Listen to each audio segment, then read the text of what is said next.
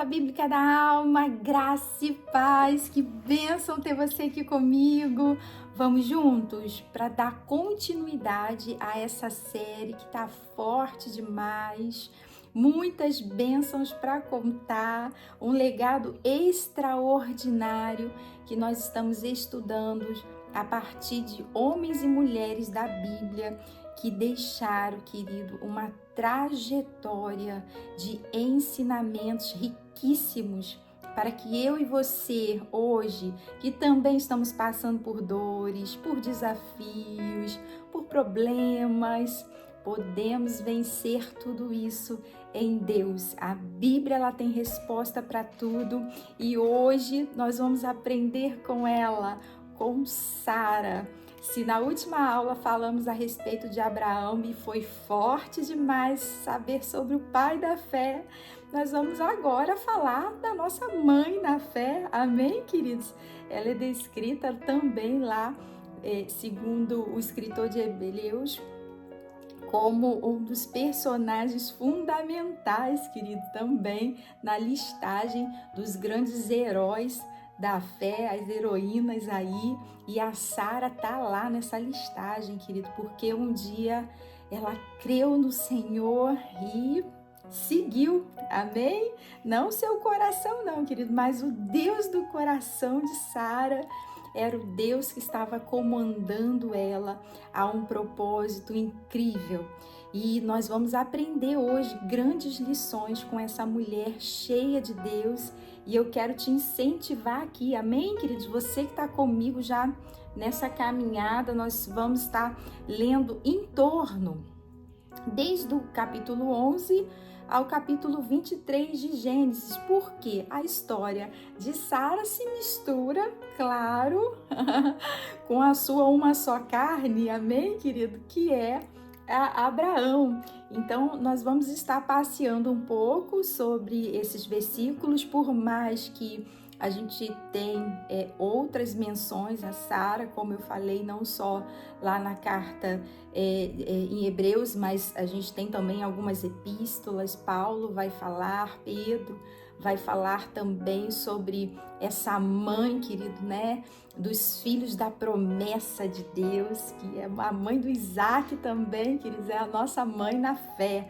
Amém? Então, vamos estar nesse caminho, compreendendo algumas jornadas. E a primeira coisa que a gente pode estar trabalhando hoje em nosso coração primeira lição, amém? Anote aí no seu coração, queridos, na nossa mente precisa ser renovada com a palavra do Senhor. E eu coloquei aqui que me chama a atenção, Sara, né, larga tudo para seguir ao seu esposo. Vamos entender que naquele momento, né, em especial, a Bíblia vai nos dizer que o casamento era feito através de uma aliança. Sara ali, tudo que ela tinha, né, ela era vista a partir do seu esposo. Aquele contexto histórico fazia com que essa união, né, sagrada diante de Deus, aonde inclusive hoje permanece sagrada diante do Senhor, fosse uma aliança para uma vida inteira, como os propósitos de Deus. Então, o primeiro lugar que eu quero colocar aqui e dar a Sara é o lugar de esposa. Por quê, queridos? Deus, ele fala com Abraão. E a Sara, né, sai da tua parentela, vai para uma terra onde eu vou te mostrar, Abraão. E Sara, na verdade, recebe tudo isso. Então, louvado seja Deus. E aqui a gente percebe o primeiro ensinamento, né, do apóstolo Paulo, que inclusive vai falar para que a gente esteja submissa aos nossos esposos, que significa estar sobre a mesma missão que Deus colocou na vida do nosso esposo, na vida do nosso marido. Então, o casamento é algo tão perfeito, a esposa deve estar ali, como foi citado quando falamos em Eva. Deus, ele colocou uma disjuntora. Como eu sempre digo, querido, a mulher não tem que estar atrás do homem, nem muito menos à frente dele, mas ela tem que estar diante dele, ou seja, olha, olhando, caminhando junto. Então, quando ela está olhando para este homem está olhando para ela, os dois estão olhando para Deus. Então, essa é a solidez que você hoje, como esposa, tem que estar unida, em nome de Jesus, porque uma casa que é dividida, ela não prevalece. E um dia essa mulher, ela larga tudo. Amém? Deus estabeleceu um pacto e uma aliança que, firmada com Adão, também abrange Sara, até porque ela vai receber também do anjo uma grande informação, querido, né? De um milagre que ela estaria por vir. Então, esse é o lugar da esposa, a esposa que está ali, totalmente aberta para o que Deus vai fazer, crendo. Ela poderia dizer: você tá doido, Abraão? Como é que nós vamos sair daqui? Tá tudo ótimo. Porque a mulher tem os seus caminhos, querido, para convencer. Amém? Mas não. Ela obedeceu ao Deus dela, porque ela entendia que a partir de Abraão, Deus estava lhe dando uma oportunidade de fazer grandes coisas. Outro lugar que é muito forte é em relação à sua esterilidade, né, queridos? Porque também, novamente, naquele contexto cultural, ainda hoje é muito doloroso conviver com a dificuldade biológica de gerar um filho, e muitas mulheres ainda passam preconceitos ainda hoje, por mais que há métodos e há formas de se alcançar, mas ainda é o melhor lugar e a primeira coisa que nós temos que recorrer é a Deus, porque Sara, ela foi curada da sua esterilidade e naquela época realmente o rigor para isso era muito grande. Não só de preconceito, mas era visto como uma maldição que a mulher carregava, porque ela tinha que dar filhos ao homem. E mais do que isso, se a própria lei regia que se ela não conseguisse fazer isso, ela tinha que ter a serva para que pudesse estar ali concebendo um filho geracional para aquela família. Então, olha que nós estamos falando de que a trajetória de Sara não foi fácil. Você está achando que a tua também está difícil aí? A de Sara, queridos, naquele momento, sendo estéril e já carregando uma promessa que ela seria mãe também, né? Se Abraão seria pai de multidões, Sara também seria mãe de multidões. Como assim? Esse é o Deus que nós servimos. Olha, anote aí, não só aqui no papelzinho, mas anote na tábua do teu coração, em nome de Jesus. Nós precisamos renovar nossa mente. O Deus que te fez a promessa é o Deus que realiza. Amém? Você pode dar um glória a Deus por isso? Porque nós precisamos estar nesse lugar confiante no Senhor. Então, aquela esterilidade, ela poderia ter sido visto como um obstáculo e que possivelmente foi em algum momento para Abraão e Sara, que antes tiveram nomes trocados, né? O nome dela era Sarai. E alguns estudiosos vai falar que mesmo que a origem seria rainha, princesa, depois Deus estabelece como Sara, né, princesa. Oh, aleluia, querido, olha que mudança. Então, Deus troca o nome de Abraão, né, e troca o nome de Sara também. Olha como é que é completo, olha como é que Deus trabalha com a família, querido. O que Ele direcionou é isso. Então, esse lugar importante de estarmos em conjunto, entendendo que nós somos a mulher também, ela parte de uma personalidade, de uma pessoa, então ela carrega, mas o que ela também tinha dificuldades, assim como a própria questão de gerar filhos, Abraão também convivia com as mesmas dores, né? Diz a palavra que Abraão era em torno de 10 anos mais velho que Sara, mas Sara já estava com certa idade. E aqui a gente pode perceber essa dificuldade, essa impossibilidade dela gerando dor, né? Às vezes a gente pensa que é só algo nosso, mas não é. A nossa família toda está envolvida em situações que nós passamos. E aí, dentro desse lugar das nossas dores, das nossas dificuldades, eu quero também trazer um outro ensinamento,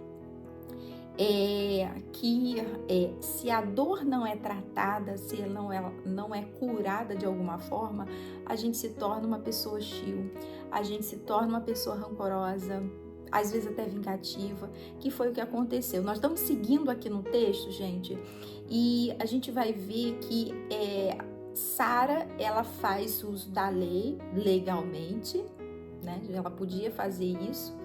Ela dá o famoso jeitinho dela para cumprir a promessa, e Abraão se deita com Agar, que era a serva da Sara, e faz com que o seu plano, ou seja, né, o plano de Deus, segundo a minha realização, seja feito. E assim, queridos, a gente percebe que aquela dor que Sara carregava, cuidado com as suas dores, trate elas, curem, deixa Deus te libertar das suas dores. Ela carregou, e ali Agar dá luz a Ismael, mas as coisas se tornam difíceis, mas muito difíceis, né? A gente vê um primeiro momento, a Agar ali provocando Sara, ela não consegue lidar, porque uma pessoa ferida emocionalmente, está em desequilíbrio emocional, precisa tratar, viu, gente? Se precisar de terapia, faça, é uma bênção, mas a palavra vai nos dizer que nós precisamos estar nesse lugar de equilíbrio, de prevenir em nome de Jesus. Por quê? Porque Sara, ela, justamente por estar mexida e aquilo incomodava, era uma área sensível da vida dela, então ela manda ali, né, a serva, na verdade, embora, né, depois a Agar volta, em nome de Jesus, sendo, né, reconhecida aí pelo Senhor, como volta Agar, né, esteja lá junto, e depois sim, no segundo momento, ela é despedida por Abraão, mas com a bênção de Deus, né? Deus fala, olha, escute a sua esposa, Abraão, está no lugar, pode deixar que eu vou cuidar de Ismael. Então, a gente só precisa perceber aqui que essa dor de Sara e as dores que a gente carrega, ela atrapalha a nossa vida inteira, queridos. Então, e atrapalha a nossa família também, porque a gente não foi curado e a gente vai continuando nesse mesmo processo de tornar pessoas também adoentadas. Então, Sara, ela foi sim hostil, né? Ela guardou coisas, então foi bem difícil. E num segundo momento, que vem a promessa, que vem Isaac, as coisas pioraram. Por quê? Porque por mais que Abraão já tinha, né, concebido Ismael como filho, já era filho, ele tinha direito, e a Sara, aí sim, né? Ela não faz uso da lei, né? Ela fez só quando era conveniente, querido. Por quê? Porque ela faz com que o filho dela, primeiramente, seja visto. Então, ela assim, mostra muitas mágoas ainda de tudo que ela tinha passado, né? E aí, quem nós somos, né, querido? Quando a gente precisou da serva e depois, quando já não era mais uma serva, amém, gente? Que prestaria para alguma coisa. Como é que a gente lidar com pessoas que honraram a nossa vida, que cumpriram o propósito? Será que você continua honrando pessoas que te abençoaram? Então nós precisamos entender tudo isso. E uma outra coisa que a gente pode perceber, se a gente já falou aqui, né, desse processo da esterilidade dela, eu queria pontuar, queridos, o processo da ansiedade.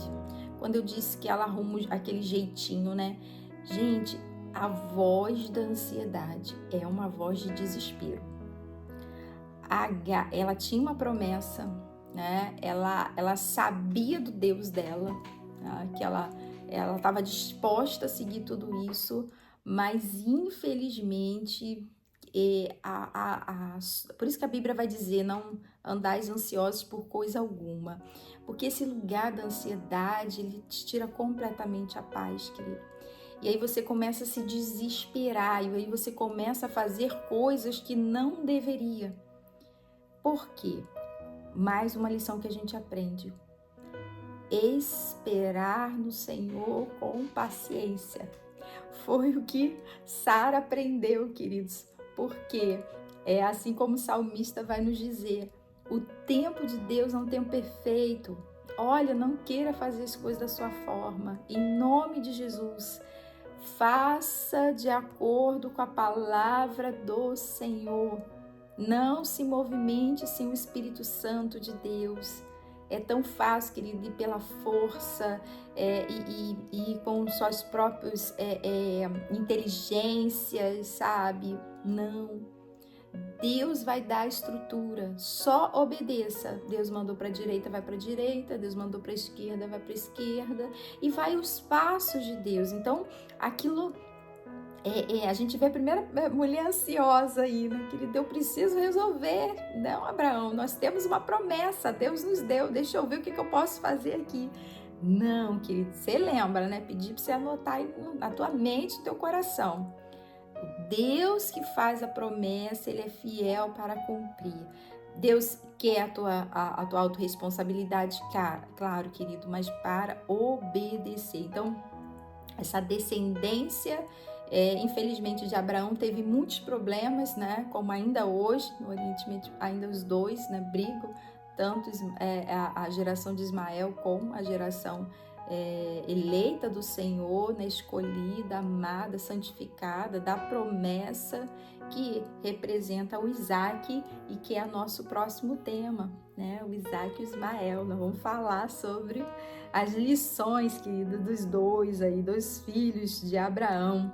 Mas é tão importante a gente poder perceber essa realidade, queridos, em nome de Jesus, que o Senhor, Ele nos tem dado grande propósito.